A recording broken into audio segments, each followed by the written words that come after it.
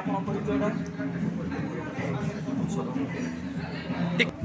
Ready ଆପଣ ପରିଚୟଟା ଭାଇ ମୋ ପରିଚୟ ହେଲା ମଞ୍ଜୁନାଥ କୁର୍ତ୍ତା ବ୍ରହ୍ମପୁର କ'ଣ କହିବେ ଆଜିର ରକ୍ତଦାନ ଶିବିର ଆଜିର ରକ୍ତଦାନ ଶିବିର ବହୁତ ଦିନ ପରେ ଆମ ପଞ୍ଚାୟତରେ ରକ୍ତଦାନ ଶିବିର ଅଛି ଯେଉଁଟାକି ଆମେ 20 ବର୍ଷ ହେଲା ଦେଖିବାକୁ ପାଇଛୁ। ଆଉ ଏଥିରେ ଆମର ୟଙ୍ଗ ପିଲା ବହୁତ ଇଣ୍ଟରେଷ୍ଟେଡ୍ ଅଛନ୍ତି ଆଉ ଆଜି ତା କରିକି ଏଇଟା ଦେଖେଇଲେ।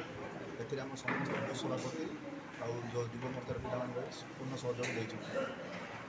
କେତେ ୟୁନିଟ୍ ଆଜି ସଂଗ୍ରହ ହେବାର ସମ୍ଭାବନା ଅଛି? ଆମର ତ 50 ପାଖାପାଖି 50 ୟୁନିଟ୍ କଲେକ୍ଟ ହେବାର ସମ୍ଭାବନା ଅଛି, ହେଇସାରିଲାଣି ମଧ୍ୟ। ମାର୍ଗଦର୍ଶନ କ'ଣ କରିବେ ଆଜି ଯେମିତି ରକ୍ତଦାନ ଶିବିର ବିଷୟରେ ଆଗାମୀ ପିଢ଼ିମାନଙ୍କ ପାଇଁ କ'ଣ ମାର୍ଗଦର୍ଶନ କରିବେ?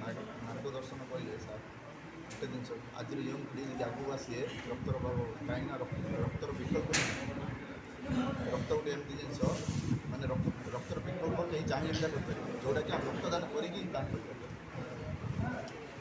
ବର୍ତ୍ତମାନ ସୁଦ୍ଧା ମଧ୍ୟ ରକ୍ତଦାନ କରିବାକୁ ଭୟଭୀତ ଅବସ୍ଥାରେ ଅଛନ୍ତି, ଆକୁ ନେଇ କ'ଣ କହିବେ? ମୁଁ ସମସ୍ତ ଯୁବକଙ୍କୁ କହୁଛି ସମସ୍ତେ ବ୍ଲଡ଼ ଦିଅନ୍ତୁ, କୌଣସି ପ୍ରକାର ଅସୁବିଧା ହେବନି। ଆମେ ବ୍ଲଡ଼ ଦେଲେ ଆମର ଏନର୍ଜି ବଢ଼ିବ, ତା ସହିତ ଆମକୁ ଆମର ଯେଉଁ ସୁଗର କହୁଛନ୍ତି ସେ ସୁଗର ଲେଭେଲ୍ ଠିକ୍ ରହିବ, ସବୁକିଛି ଠିକ୍ ରହିବ। ଆସନ୍ତୁ ସମସ୍ତେ ୟଙ୍ଗ ପିଢ଼ି ଆସନ୍ତୁ ରକ୍ତଦାନ କରନ୍ତୁ ଆଉ ଅନ୍ୟର ଜୀବନ ବଞ୍ଚାନ୍ତୁ, ତା ସହିତ ପୁଣ୍ୟ ବିଧା କମାନ୍ତୁ। ଟିକେ ଯାଇନା।